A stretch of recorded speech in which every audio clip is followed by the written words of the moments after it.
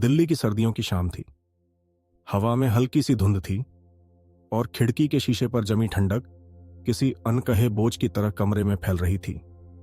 ऋतिक अपने छोटे से फ्लैट की बालकनी में बैठा था, हाथ में गर्म चाय का कप, लेकिन मन फिर भी ठंडा और खाली। नौकरी थी, महीने की तनख्वाह भी ठीक ठाक आती थी, पर उसके भीतर एक बेचैनी पल रही थी। एक ऐसा एहसास कि जिंदगी कहीं ना कहीं ठहर गई है, जैसे वह दौड़ तो रहा है मगर किसी मंजिल तक पहुंच नहीं पा रहा।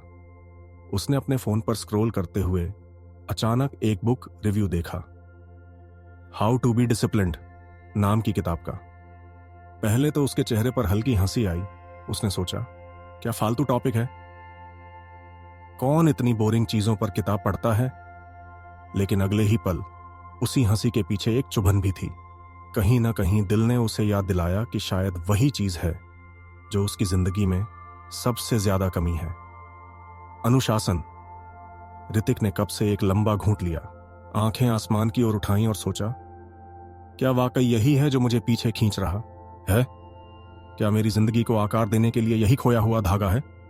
ठंडी हवा गालों को छू रही थी, लेकिन भीतर कहीं एक हल्की सी गर्माहट जाग उठी थी, एक उम्मीद की किरण। उसने किताब डाउनलोड की, पन्ने पलटे और शुरुआत के कुछ शब्द पढ़े। मन में फिर से शंका उठी, शायद यह सब समय की बर्बादी है। लेकिन ठीक उसी पल जैसे अंदर से कोई आवाज आई हो, क्या पता यही किताब तुम्हें बदल दे। यही सोच उसे पन्ने पलटते रहने पर मजबूर करती रही। उस शाम का माहौल कुछ खास था, सर्द हवा, हाथ में गर्म चाय और भीतर कहीं गहराई में महसूस किया गया खालीपन, जैसे ये सब मिलकर उसे उसी किताब की ओर धकेल रहे हों। जीवन के उस छोटे से ठहराव में उसने महसूस किया कि शायद ब्रह्मांड उसी पल उसे कोई संदेश भेज रहा है, और यही से एक नई यात्रा की शुरुआत हुई। यह यात्रा केवल एक किताब पढ़ने की नहीं थी, बल्कि खुद को बदलने, अपने जीवन को दिशा देने और उस ठहराव से बाहर निकलने की थी। उसे पता नहीं था कि यह किताब उसके लिए कितनी बड़ी चाबी साबित होगी, पर कहीं ना कहीं उसके मन में विश्वास की एक हल्की लौ जल चुकी थी। कभी कभी जिंदगी हमें छोटे छोटे संकेत देती है, एक ठंडी हवा का झोंका, एक कप चाय या फोन पर स्क्रॉल करते हुए दिखी एक पंक्ति, सब हमारे जीवन की दिशा मोड़ सकते हैं। ऋतिक को अभी इस बात का अंदाजा नहीं था, लेकिन उस शाम उसके जीवन की कहानी नया मोड़ लेने वाली थी, और इसी मोड़ पर हम भी उसके साथ चलते हैं, देखने, समझने और महसूस करने कि कैसे अनुशासन सिर्फ एक आदत नहीं, बल्कि एक ताकत बन सकता है जो साधारण जीवन को असाधारण बना दे। अगली सुबह जब ऋतिक ने किताब का पहला अध्याय खोला, तो उसे ऐसा लगा मानो किसी ने सामने आईना रख दिया हो। उसमें उसे सिर्फ उसका चेहरा नहीं, बल्कि उसकी अधूरी आकांक्षाएं दिखाई दे रही थीं। वो सपने जिन्हें उसने कभी तो सोचा था, मगर कभी साफ शब्दों में परिभाषित नहीं किया। पढ़ते पढ़ते एक वाक्य उसकी आत्मा को हिला गया, अगर तुम्हें पता ही नहीं कि जाना कहां है, तो तुम कभी वहां पहुंच भी नहीं सकते। ये शब्द उसके दिल में तीर की तरह चुभे। उसे एहसास हुआ कि उसके सारे सपने बस धुंधले से ख्वाब थे। कभी कहता फिट होना है, पर कैसे और कब, ये उसने कभी लिखा ही नहीं। कभी सोचता पढ़ाई करनी है, कुछ नया सीखना है, लेकिन ठोस योजना कभी नहीं बनाई। वो सिर्फ चाहता था, मगर चाहने और करने के बीच हमेशा एक गहरी खाई बनी रही, और अब किताब उसे बता रही थी कि उस खाई को भरने का पुल है, साफ और ठोस लक्ष्य। उस शाम उसने पहली बार कलम उठाई और कागज पर अपने लक्ष्य लिखने बैठा। उसने लिखा, 3 महीने में 10 किलो वजन कम करना है। उसने आगे लिखा, इस साल कम से कम 3 डिजिटल मार्केटिंग के कोर्स पूरे करने हैं। और फिर मुस्कुराते हुए उसने जोड़ा, हर महीने 5 किताबें पढ़नी हैं।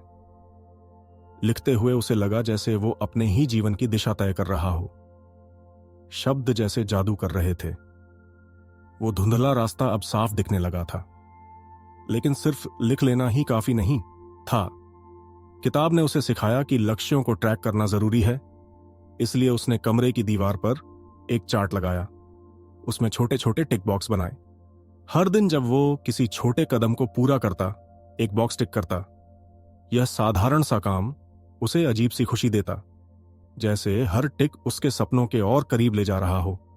हालांकि शुरुआत आसान नहीं थी। पहले ही हफ्ते वो सुबह जल्दी उठने में नाकाम रहा। अलार्म बजा और उसने फोन साइलेंट कर दिया। देर तक सोता रहा और शाम को खुद से नाराज हुआ। पर किताब के शब्द उसके कानों में गूंज रहे थे। गिरना बुरा नहीं है, बुरा है फिर उठने से इनकार करना। उसने सीखा कि अनुशासन का मतलब परफेक्ट होना नहीं, बल्कि बार बार गिरने के बाद भी उठते रहना है। धीरे धीरे उसने बड़े लक्ष्यों को छोटे छोटे हिस्सों में बांटना शुरू किया। 10 किलो वजन कम करने का सपना अब एक हफ्ते में 1 किलो कम करने का लक्ष्य बन गया। 5 किताबें पढ़ने का लक्ष्य हर दिन 20 पन्ने पढ़ने तक सिमट गया।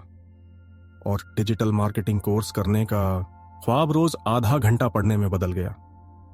जब लक्ष्य छोटे हुए तो डर भी छोटा हो गया, और जब डर छोटा हुआ तो कदम बढ़ाना आसान हो गया। पर सबसे बड़ा सबक उसे तब मिला जब उसने सोचा कि लक्ष्य सिर्फ करियर या फिटनेस तक सीमित नहीं होने चाहिए। वो समझ गया कि जिंदगी सिर्फ तनख्वाह और शरीर नहीं है, बल्कि इसमें रिश्ते, दोस्ती और परिवार भी उतने ही अहम हैं। इसलिए उसने अपनी लिस्ट में जोड़ा, हर हफ्ते माँ पापा से लंबी बात करनी है और हर महीने कम से कम एक दोस्त से मुलाकात करनी है। ये छोटे छोटे इरादे उसके दिल को हल्का कर देते थे। उसे लगा जैसे पहली बार उसने जिंदगी को संतुलन देने की कोशिश की है। उस रात जब वो अपने चार्ट को देख रहा था तो भीतर एक अजीब सी शांति थी। लक्ष्यों ने उसकी दिशा तय कर दी थी। अब वो बस बहती धारा में तैरता इंसान नहीं था। अब वो जानता था कि नाव किस ओर ले जानी है, और यही तो पहला सबक था। अनुशासन की शुरुआत तभी होती है जब इंसान अपने सपनों को साफ शब्दों में लिखने की हिम्मत करता है। ये किताब उसे उसी राह पर ले जा रही थी जहां सपने बस ख्वाब नहीं रहते, बल्कि ठोस हकीकत का रूप लेने लगते हैं। लक्ष्य लिख लेने से ऋतिक के भीतर ऊर्जा तो आ गई थी, लेकिन जल्द ही उसने महसूस किया कि केवल लक्ष्य होना काफी नहीं है। लक्ष्य तो मंजिल बताते हैं, मगर वहां तक पहुंचने के लिए रोजमर्रा की आदतें और अनुशासन ही असली रास्ता बनाते हैं। किताब के दूसरे अध्याय ने उसे यह सिखाया कि बिना दिनचर्या के जीवन ऐसे ही बिखर जाता है जैसे बिना बंधी हुई नदी की धारा। जिसे दिशा नहीं मिलती वह बस चारों ओर फैल जाती है। ऋतिक ने जब अपने बीते दिनों को देखा तो पाया कि उसका सबसे बड़ा दुश्मन उसकी अव्यवस्थित जिंदगी थी। कभी देर रात तक फोन पर स्क्रॉल करता, कभी सुबह 9 बजे की बजाय 11 बजे उठता, कभी बिना नाश्ते के ही दफ्तर निकल जाता। नतीजा यह होता कि दिन उसका नियंत्रित नहीं होता, बल्कि हालात और परिस्थितियां उसके दिन को नियंत्रित करती थीं। किताब ने उसे समझाया कि अनुशासन का असली आधार है एक ठोस दिनचर्या। उस रात उसने बैठकर अपनी परफेक्ट रूटीन तैयार की। सुबह 6 बजे उठना, 20 मिनट मेडिटेशन, आधा घंटा एक्सरसाइज, फिर नाश्ता। 9 बजे तक काम शुरू करना और दोपहर में छोटा सा ब्रेक लेना। शाम को 1 घंटा पढ़ाई या कोर्स के लिए, और रात 10 बजे तक सो जाना। उसने हर काम के लिए अलग अलग समय तय किया, मानो अपने दिन को छोटे छोटे डिब्बों में पैक कर दिया हो। लेकिन योजना बनाना जितना आसान था, उसे जीना उतना ही कठिन। पहले कुछ दिनों में उसका शरीर विद्रोह करता रहा। अलार्म बजते ही नींद आंखों को खींच लेती। मेडिटेशन के दौरान मन इधर उधर भटकता। ऑफिस में काम के बीच फोन देखने की आदत भी छूटती नहीं थी। वह थक जाता और सोचता, क्या सच में ये सब मेरे बस का है? पर किताब के शब्द उसके कानों में गूंजते रहे। आदतें शुरू में कठिन लगती हैं, लेकिन निरंतरता उन्हें आसान बना देती है। और धीरे धीरे यही हुआ। 1 हफ्ते बाद उसका शरीर सुबह उठने का आदी होने लगा। 2 हफ्ते बाद एक्सरसाइज अब बोझ नहीं, बल्कि राहत देने लगी। और 1 महीने बाद जब उसने अपनी प्रगति को देखा तो उसे खुद पर गर्व हुआ। उसकी मेहनत का असर सिर्फ उसके भीतर नहीं, बल्कि बाहर भी दिखने लगा। ऑफिस में उसका मैनेजर आश्चर्यचकित था। ऋतिक का काम अब पहले से कहीं बेहतर और समय पर होने लगा था। जहां पहले वह डेडलाइन चूक जाता था, अब वही सबसे पहले काम पूरा करता। सहकर्मी पूछने लगे, यार ये अचानक बदलाव कैसे? और ऋतिक बस हल्की मुस्कान के साथ कहता, बस थोड़ा अनुशासन। लेकिन उसने यह भी सीखा कि रूटीन का मतलब कठोरता नहीं है। जिंदगी सिर्फ काम और लक्ष्य नहीं है, उसमें हंसी मजाक, दोस्ती और छोटी छोटी खुशियां भी उतनी ही जरूरी हैं। इसलिए उसने अपनी दिनचर्या में फ्री टाइम जोड़ा, कभी दोस्तों से मिलने, कभी अकेले टहलने, तो कभी बिना किसी वजह के फिल्म देखने का समय। उसने जाना कि संतुलन ही असली अनुशासन है, जहां ना तो मन बंधा हुआ महसूस करे और न ही बिखरा हुआ। धीरे धीरे उसकी दिनचर्या जीवन का हिस्सा बन गई। अब सुबह उठना संघर्ष नहीं था, बल्कि स्वाभाविक था। किताब पढ़ने का समय उसका इंतजार करता, जैसे कोई दोस्त रोज मिलने आता हो। और सोने से पहले जब वह पूरे दिन को याद करता, तो भीतर एक संतोष होता कि उसने अपने दिन को जिया है, बस काटा नहीं। अनुशासन की इस यात्रा का दूसरा सबक यही था। दिनचर्या वह ढांचा है जिसमें सपनों का घर खड़ा होता है। बिना ढांचे के सपना महज कल्पना रह जाता है। लेकिन जब दिन के हर पल को सही जगह दिया जाए, तो वही जीवन धीरे धीरे आकार लेने लगता है। अब ऋतिक के भीतर बदलाव की नींव पड़ चुकी थी, पर असली चुनौती अभी बाकी थी। कैसे इन आदतों को इतना गहरा बनाया जाए कि वे टूटे नहीं, बल्कि जीवन का स्थायी हिस्सा बन जाए। ऋतिक की यात्रा अब धीरे धीरे आकार ले रही थी। लक्ष्यों की सूची बन चुकी थी, दिनचर्या भी पटरी पर आने लगी थी। लेकिन फिर एक शाम सब कुछ बिखर गया। ऑफिस से थका हारा लौटा और सोचा थोड़ी देर आराम कर लूं। उसने टीवी ऑन किया, बस आधा घंटा। लेकिन आधे घंटे का वादा 3 घंटे में बदल गया। जब तक होश आया, रात के 11 बज चुके थे। ना पढ़ाई हुई, ना एक्सरसाइज, न ही अगले दिन की तैयारी। बिस्तर पर लेटते ही उसके भीतर गहरी खींच भर गई। उस रात उसने खुद से पूछा, किसके लिए लड़ रहा हूं? क्या वाकई इतना कमजोर हूं कि एक रिमोट और कुछ सीरियल्स मुझे हरा दें? तभी किताब का तीसरा अध्याय उसकी आंखों के सामने खुल गया। आत्मनियंत्रण का सबक। उसने पढ़ा, अनुशासन वही है जहां इंसान यह चुनता है कि वह अभी क्या चाहता है और अंततः जीवन में सबसे ज्यादा क्या चाहता है। यह वाक्य उसे गहराई तक छू गया। ऋतिक ने महसूस किया कि उसकी असली लड़ाई टीवी या सोशल मीडिया से नहीं है, बल्कि खुद की इच्छाओं से है। फोन उठाते ही इंस्टाग्राम खोलने की आदत, हर 10 मिनट बाद नोटिफिकेशन चेक करना, बिना भूख के भी ऑफिस में रखी मिठाई खाना, ये सब छोटी छोटी चीजें थीं जो उसे उसके बड़े सपनों से दूर ले जा रही थीं। उसे समझ आया कि अगर इन छोटे सुखों को काबू में नहीं किया, तो बड़े सपनों की तरफ कदम कभी नहीं बढ़ पाएंगे। अगले दिन उसने निर्णायक कदम उठाया। फोन से उन ऐप्स को डिलीट कर दिया जो सिर्फ समय बर्बाद करते थे। स्क्रीन टाइम लिमिट सेट की, ताकि चाहे जितनी चाहो वो बेवजह स्क्रॉल न कर सके। शुरुआत में बहुत मुश्किल हुई। उंगलियां शटी, बार बार फोन की ओर बढ़ती, लेकिन हर बार वह खुद से एक सवाल पूछता, क्या यह मुझे मेरे बड़े लक्ष्य के करीब ले जाएगा या उससे दूर? यह साधारण सा सवाल उसे बार बार सही निर्णय लेने में मदद करता। धीरे धीरे उसने जीवन की दूसरी परीक्षाओं में भी खुद को आजमाना शुरू किया। एक दिन ऑफिस में उसकी सबसे पसंदीदा मिठाई आई। दोस्तों ने कहा, यार इतना मत सोच, जिंदगी का मजा लो। पहले तो मन ललचाया, पर अगले ही पल उसने खुद को याद दिलाया, मैं अभी ये मिठाई खा सकता हूं, या मैं अपने लक्ष्य की ओर मजबूत रह सकता हूं। और उस दिन उसने मिठाई छोड़ दी। ये छोटी सी जीत उसके लिए बड़ी साबित हुई। इसी तरह एक हफ्ते बाद दोस्तों ने उसे पार्टी के लिए बुलाया, लेकिन अगले दिन उसका कोर्स का असाइनमेंट पूरा करना था। मन ने कहा, चलो यार, एक दिन का क्या फर्क पड़ेगा? मगर दिल ने फुसफुसाया, यही फर्क तो तुम्हें आगे या पीछे ले जाएगा। उसने पार्टी मना कर दी।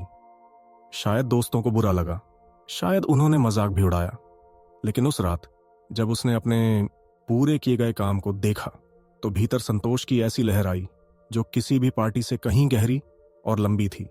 धीरे धीरे आत्मनियंत्रण उसका साथी बन गया। उसने दीवार पर लिखा, डिसिप्लिन वही है जहां इंसान अब और हमेशा के बीच चुनाव करता है, और हर सुबह इस पंक्ति को पढ़कर दिन की शुरुआत करता। उसके चार्ट, उसकी नोटबुक और उसकी पिछली छोटी छोटी जीतें उसे याद दिलाती कि वह सही रास्ते पर है। उसने जाना कि आत्मनियंत्रण सिर्फ किसी आदत को रोकना नहीं, बल्कि अपने जीवन को दिशा देना है।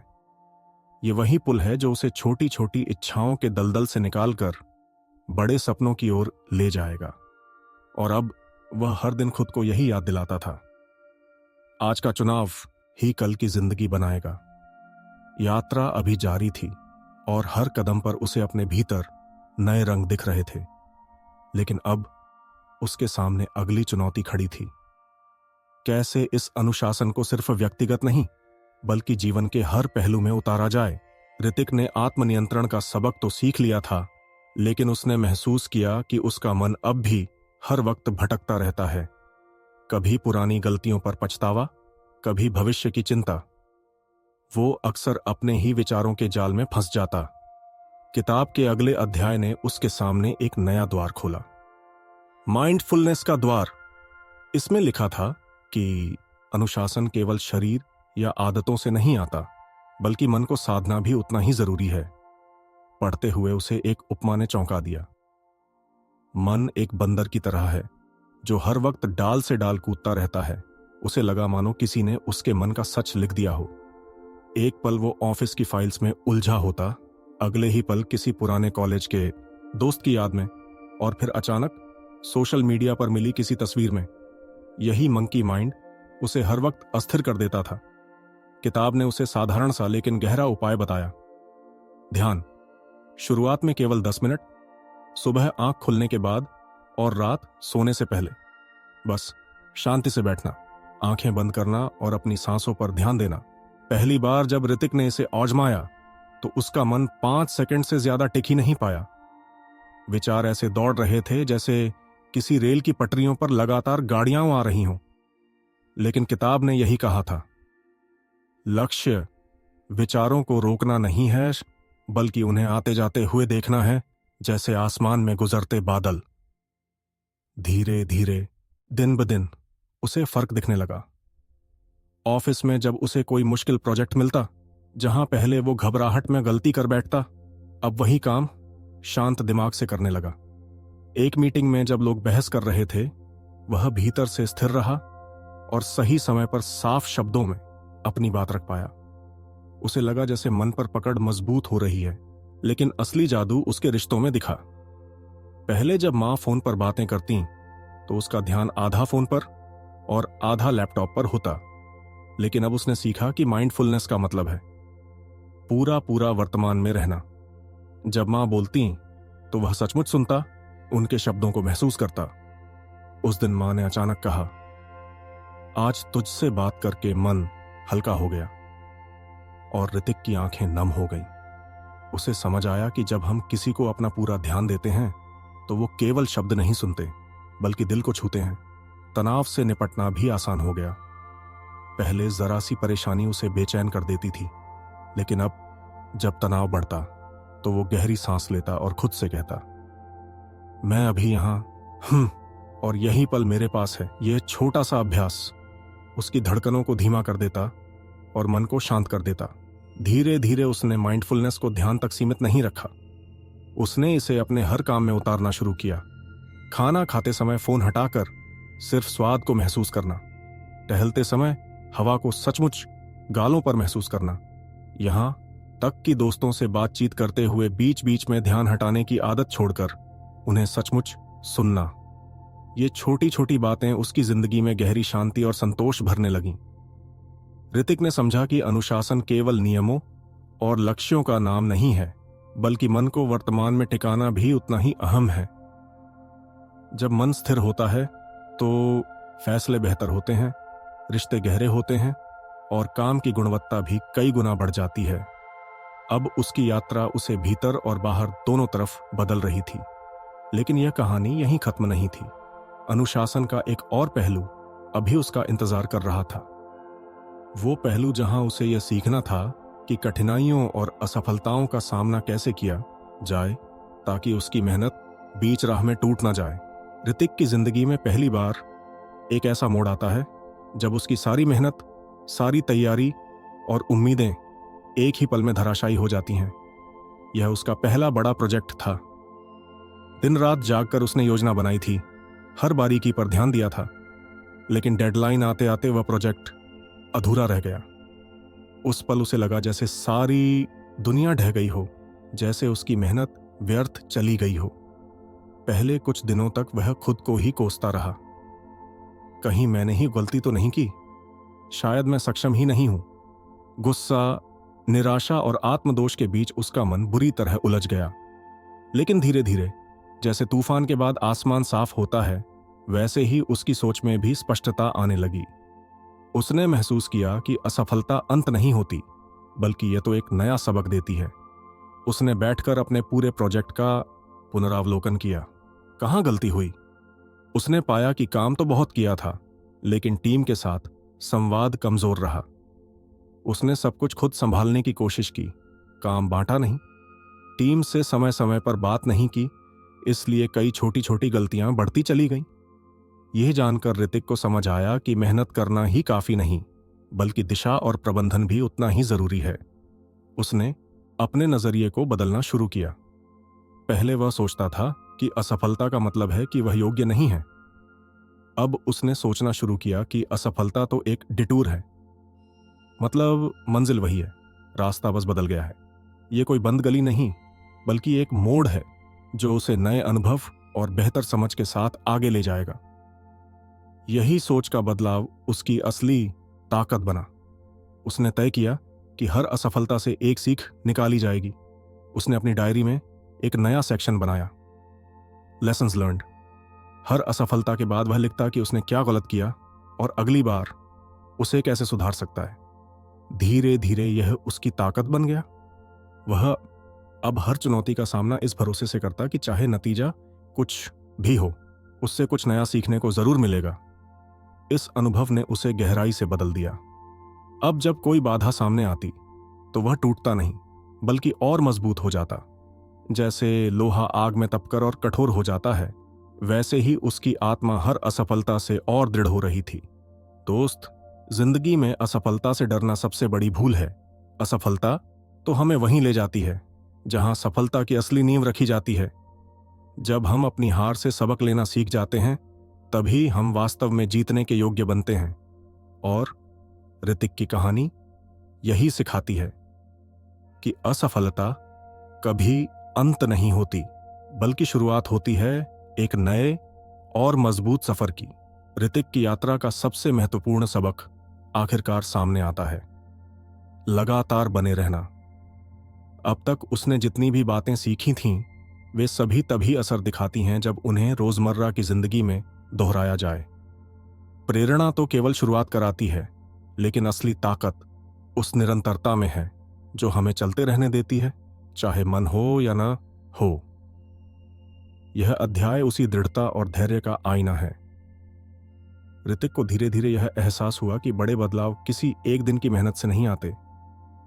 जैसे नदी पत्थरों को एक ही झटके में नहीं काटती, बल्कि हर लहर, हर गिरती बूंद धीरे धीरे उन्हें गढ़ती है।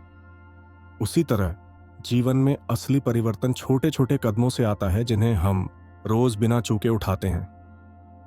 यही तो वह नींव है जिस पर बाकी सभी सबक खड़े होते हैं। अगर नींव हिले तो पूरी इमारत गिर जाती है। वह अब हर सुबह खुद से एक वादा करता, आज चाहे जो भी हो, मैं कम से कम एक छोटा कदम जरूर उठाऊंगा।